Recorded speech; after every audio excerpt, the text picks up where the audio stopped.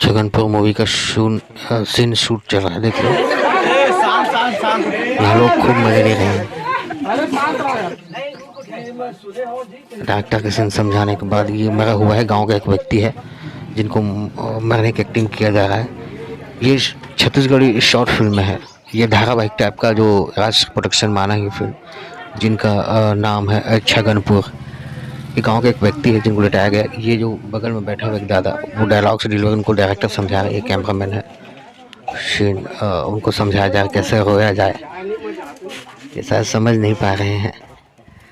और ये मुहूर्त का वो सीन है जहाँ स्टार्टअप है, होना है शूटिंग। कैमरामैन और आर्टिस्ट लोग पूजा कर रहे हैं इस वक्त। लगा ले चलना।